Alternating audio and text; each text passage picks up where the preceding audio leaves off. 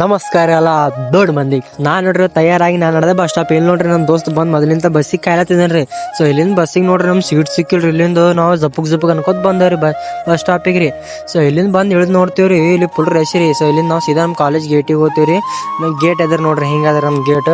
So ಇಲ್ಲಿಂದ ಜಪ್ಪಗ್ ಮಾಡ್ಕೋತ ಬಂದಾರಿ ನಮ್ ದೋಸ್ತ್. ಫುಲ್ ನಿಡಿಕಾಗೈತ್ರಿ. ಸೊ ನೀರ್ ಕುಡ್ದ್ರಿ. ಸೊ ಇಲ್ಲಿ ಬಂದ್ ನಮ್ ಕ್ಲಾಸಿಗೆ ನೋಡ್ತೀವ್ರಿ, ನಮ್ ಸರ್ ಏನೋ ಮೀಟಿಂಗ್ ಮಾಡತ್ತಿದಾರ್ರಿ.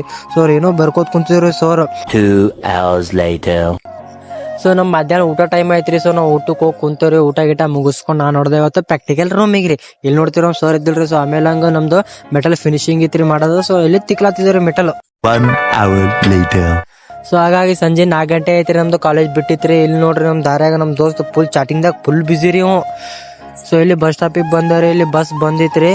ಸೊ ಇಲ್ಲಿ ಬಸ್ ಅಂದ್ರೆ ಫುಲ್ ರಶ್ ರೀ. ಇಲ್ಲಿ ನೋಡ್ರಿ ನಮ್ ಸಾಬರ್ ಫೋರ್ ಒಳಗೆ ಹೋಗ್ಯಾರ. ಇವ್ರಿಗೆ ಅಂದ್ರೆ ಜಾಗನೇ ಸಿಕ್ಕಿಲ್ರಿ. ನನಗಂದ್ರೆ ಜಾಗ ಸಿಕ್ಕಿದ್ರಿ ನಾ ಕುಂತ್ ಬಿಟ್ಟಾರಿ. ಸೊ